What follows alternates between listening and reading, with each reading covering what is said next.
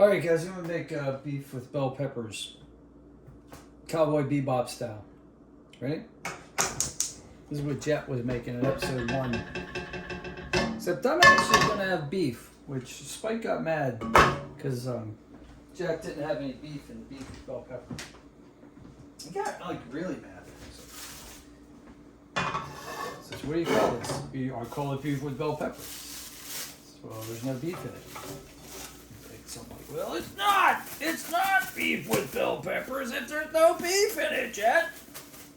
Anyway, the trope with Cowboy Bebop was they were always starving. You can see I wrap my beef really well. You can see this has actually been in the refrigerator for 3 days instead of freezer. And that's why it still looks awesome. Because I double wrap everything. Food safety, people. Food safety. That's what we're talking about. Alright, so silicone heat resistant spatula. Break it up. Now this is raw beef, right? So once we break this up and do what we're going to do with this beef, we're going to wash this before we add in peppers or rice or anything else.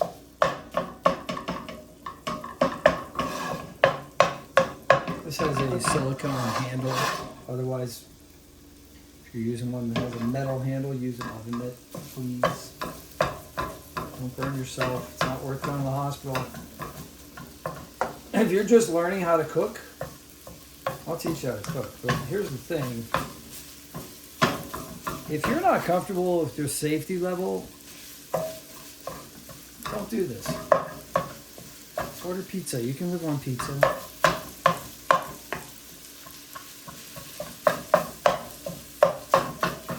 Better than going up in flame or going to the emergency room because you burn yourself. Alright, so I'm going to let this beef go for a while.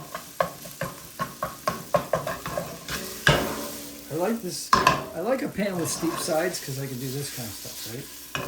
Flip it around, makes it look fancy, like you know what you're doing, like you're a chef. Once you get grease in here though, flipping that around, possibility that the grease is going to catch fire. So we'll always have an extinguisher around. Anyway. Let that go for a little bit.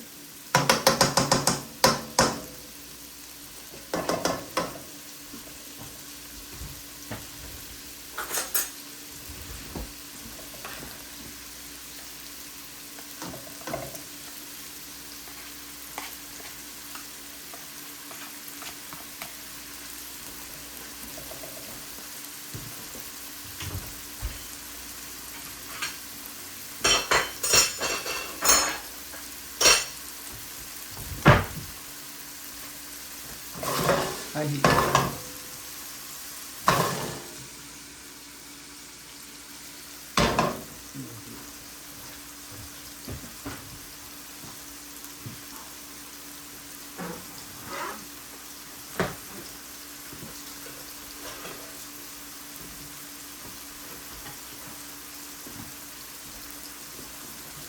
All right, while that's going on, we get over here and we have our cutting board area.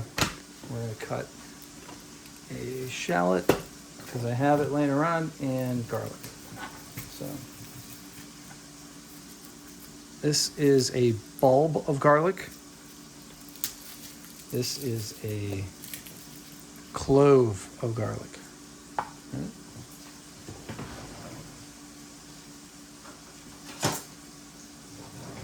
This is a chef's knife. This is very sharp. Okay, careful. A lot of things you can do with this.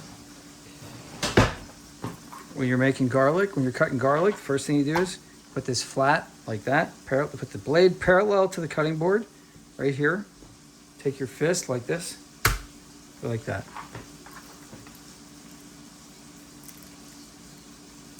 Makes garlic so much easier to peel. And then see this part right here? That woody part? You don't want to eat that, so just take that off. Usually, most recipes you're going to do 3 cloves of garlic. So, that.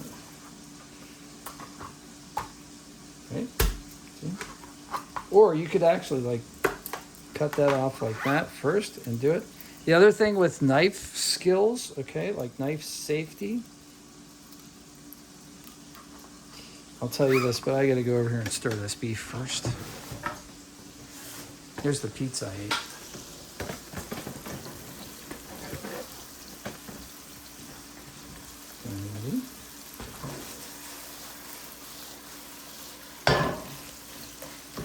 All the red stuff you want to put on the bottom, right? So you want this all to be uniformly brown. That's how you know that it's cooked safe to a safe temperature. Because raw beef is red for raw, beef for burned. But you don't want to mess with ground beef. If you took raw ground beef and put it underneath the microscope, that would be alive with organisms. Alive. Little microorganisms that want to go in and mess up your gut. So you want all those dead. And that's why we cook our food. It kills the organisms. All right, back over here. I'm going to show you knife skills. All right, so here's how you use a knife. A chef's knife. See how it's kind of like curved here? See that curve? Right? It's not straight. There's a reason for that, and here's what it is. Right? You always keep part of the knife blade down. You keep your fingers like the bear claw, right? Like this. Because that way, when the knife hits, it'll hit your knuckle first and not your finger, right? So here, like this, it'll hit your knuckle like that. And then keep your thumb behind your forefinger. You can't cut yourself that way. It's like physically impossible for you to cut yourself. The blade can come down and hit your nail maybe, but you're not going to actually cut your flesh. So you have to go get a manicure, but you won't have to like go to the hospital, okay? Like that.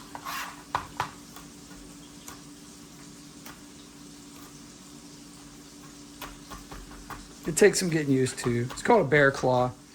It takes some getting used to, but you can do it. You'll figure it out. You're smart. You'll figure it out. You're watching this video. You must be smart.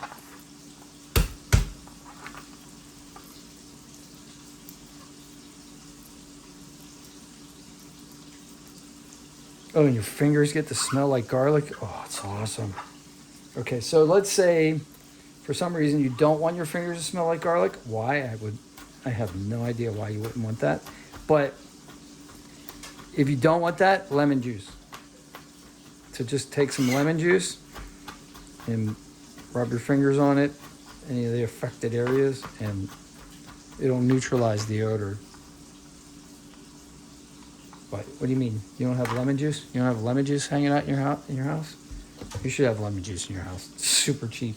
And it's very useful. All right, so we got our garlic, and we're gonna throw it at the same time as the shallot. So peel your shallot, which is basically a little onion. Okay. It's a mild flavor onion, basically. Okay. So trim the edges off, and then what I like to do is split it down the middle, because then it gives you a flat surface to chop. Okay. You can peel at this point. You can take one of the layers off, peel at this point. See how this one's kind of like bulby though? I'm gonna take my beef off the heat because it looks like it's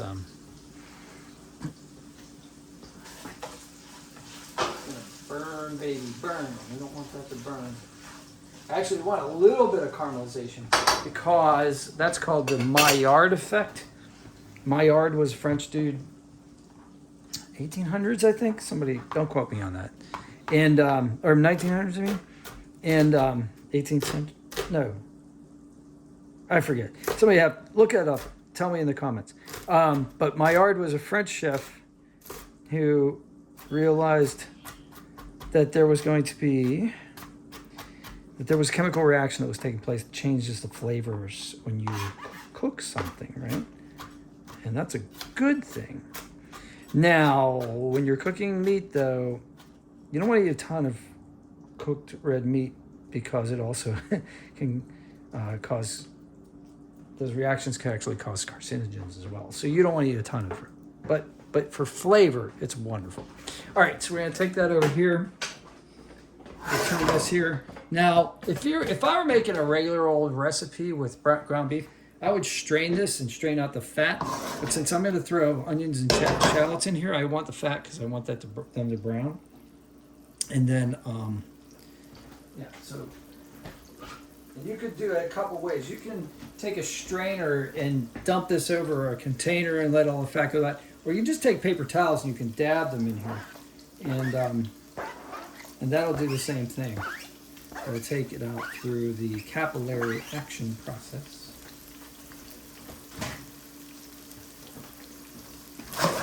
So we're gonna cook up that the shallots and that garlic. Well, we got our knife out. Clean it. All right, here's how you clean a chef's knife. Run it under water.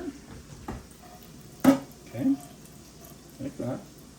And then what you do, take a towel, a paper towel or something like that. You fold it. You want to be able to see the edge of the knife every time you're working, right? Take your fingers flat. Don't curl under. Don't grab the edge of the knife. Do that, right? And then on this side, away from you, fingers pushing away. If you go this way, there's a chance that the blade will grab you and cut you, right? That's what blades do. They cut. So be careful, all right? Check on this real quick. Yeah, I don't do that. Spatula.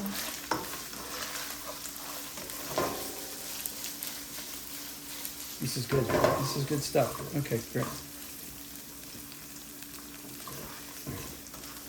I'm going to put this on low heat.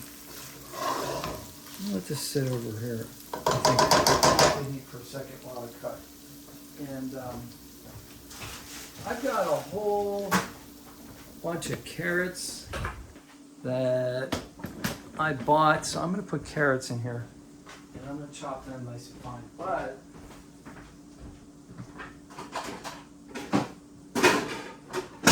I'm going to rinse them real good because they say they're pre-washed in the package, but I don't trust that.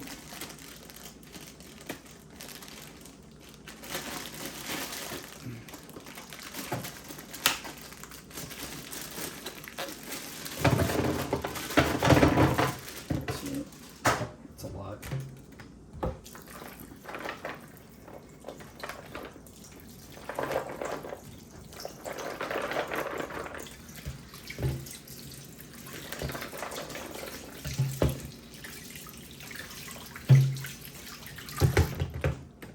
So I'll cut some carrots for you on camera.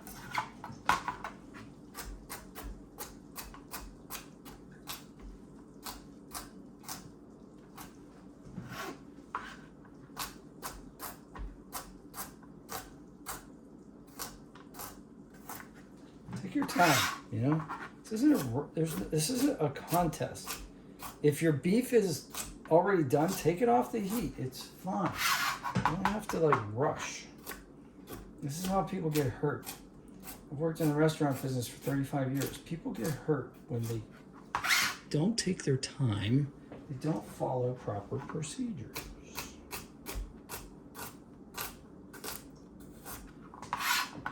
Right?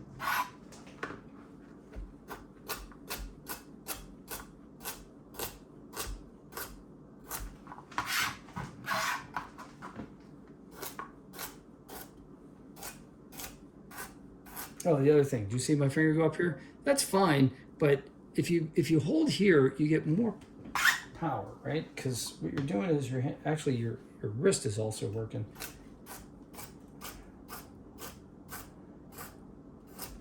You can control the knife better if you hold it like that. Okay, that's good enough. Get some carrot in there, and then peppers. So let's throw a carrot in there. All right. Turn this to heat.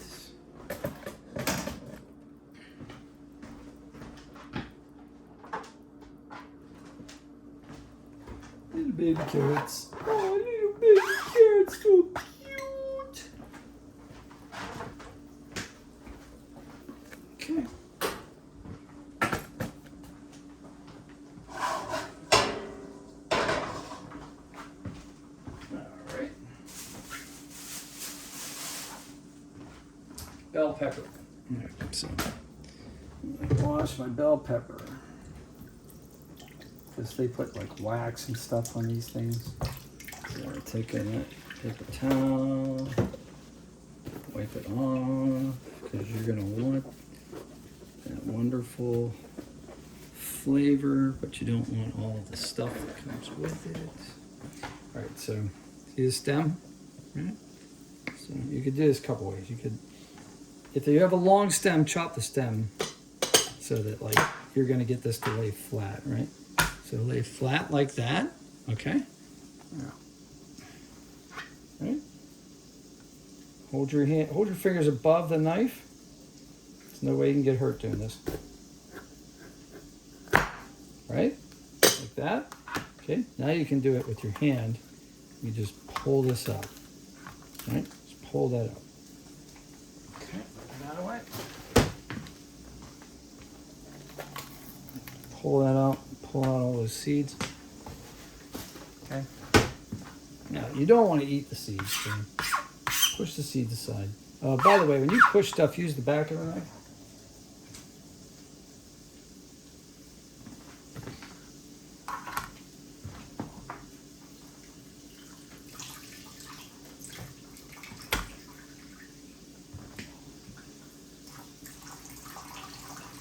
Now, getting rid of the seeds in this process is mostly just for like aesthetic effect. But if you're chopping jalapenos or ghost peppers or some kind of hot pepper, you definitely want to get rid of the seeds, because the seeds are going to be where all that crazy hotness is. Now, there's a couple ways you can do this. You can do it this way, like that, and you can get like kind of half rings. Okay. Be careful when you get to the end. Or you can do it from the top, but then you have to go through the skin. You can do it in these long strips too, like this, right? So you can do it like that, but be careful of your fingers. Okay, like that. So like I said, there's a couple different ways you can do it. We're gonna make sure we have nice bite-sized chunks, and see how, like, this is mostly water, these peppers. So these are gonna go in the last. Okay, the carrots are going to hold up to the heat a little bit better. So we're actually going to put these peppers in. I don't know. Should I do them before the rice or after the rice? What do you think? I don't want them to get soggy. I'm going to do them after the rice. So what we're going to do now then is, let me go back over here. And I'm going to take rice that I made yesterday. Now here's the secret to fried rice that any like Asian chef will tell you, is that you take rice from the day before. You're using leftover rice. So if you're gonna make fried rice, you make your rice the day before. You can use same day rice, it's fine. But like, you're gonna have less moisture, and so the fried rice is gonna be more firm, right? It's gonna have a firmer mouthfeel, so it's not gonna be soggy, right? So that's what we're talking about. So remember how I used this? Now I'm going to clean this.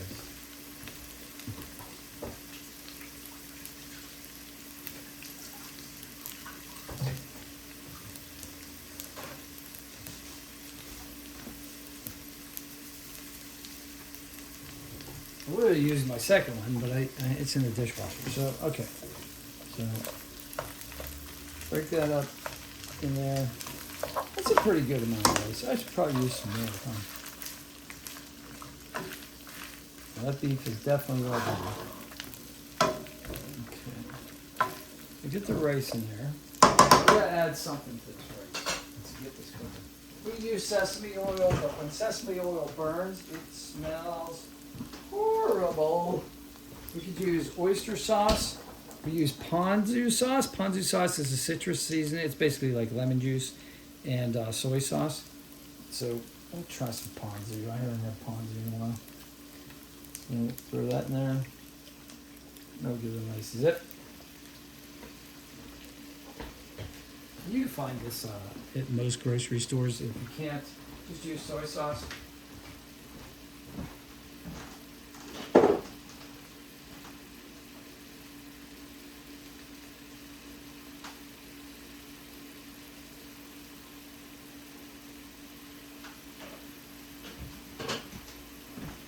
You can also use oyster sauce.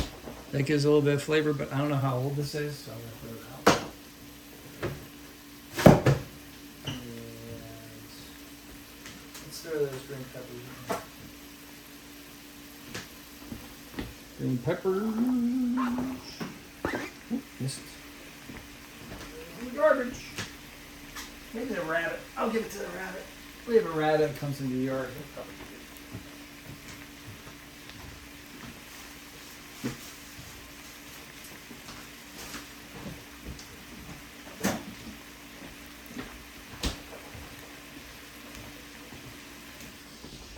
I also have a reddish orange pepper, same deal.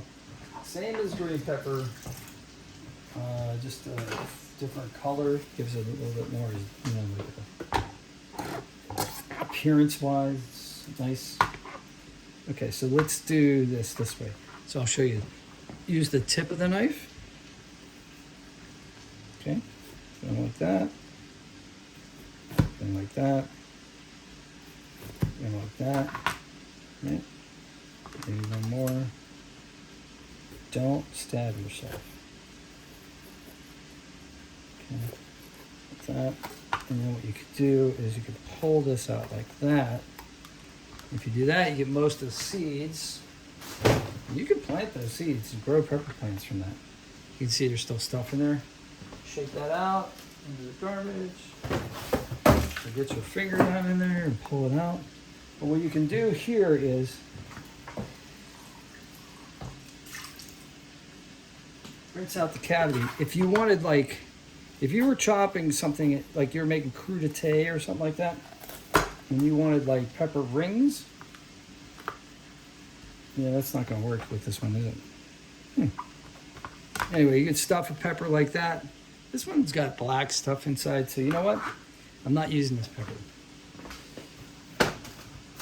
You see any part of a pepper that's black or bad like that, don't use it. You don't have to eat that.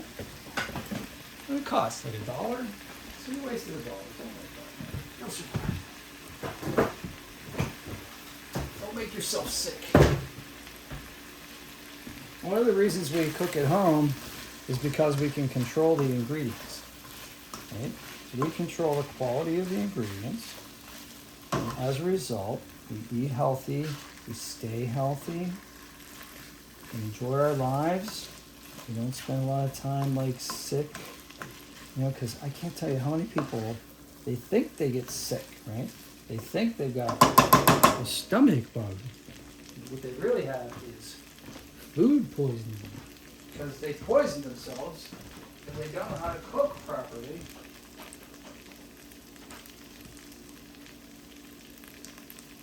I give up. I don't know where my wife put the soy sauce. It's making me mad.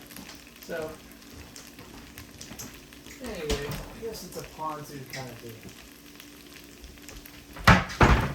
Usually have scads of soy sauce in this house. Scads, I say. Scads. And we do. Here's 2 soy sauces on the bottom shelf. Okay, so low sodium soy sauce. Why low sodium? Because there's a lot of salt in soy sauce. And you don't need it. Okay, I'm glad this happened on camera. So what happened was this little plastic thing came out of the soy sauce container. So if I use this like this, I'm going to be dumping a whole ton of it in here. So put that thing back in. After you rinse it out. It's on the floor. By the way, I don't believe in the 3-second rule. That's cool. Anything that falls on the floor, throw it away or wash it. But like food, I never wash food. I throw it away. I don't eat food that goes on the floor.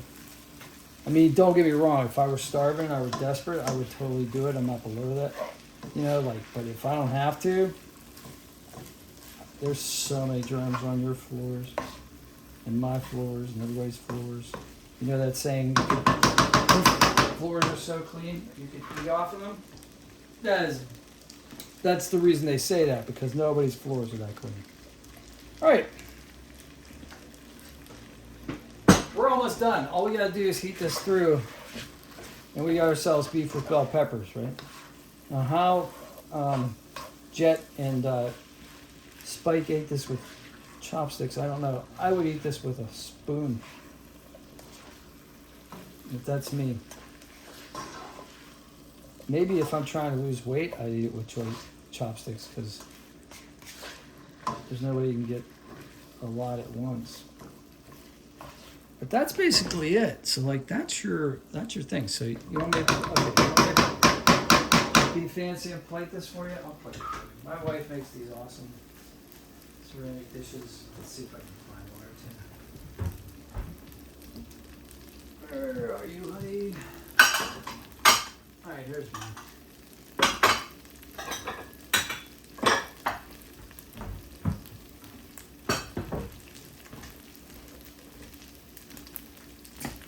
See? Tara Lee Madden, 2020. Huh. There you go. She made it. Alright, so, cool thing about this bowl is there's a little notch here for your chopsticks. I'm going to rinse it out because it's been in the cabinet for a while.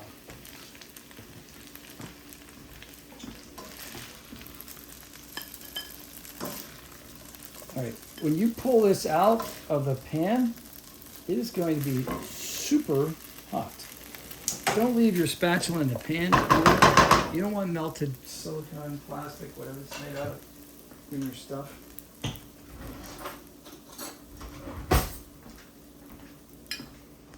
Alright, this is what you got. See how that like lays there? Now you could add a little bit of lemon juice, you could add a little soy sauce, you could add a little wasabi, you could add, you could add sesame seeds on it if you don't have diverticulitis. All kinds of stuff like that. Alright, you guys don't have to see my work or my address. Try this.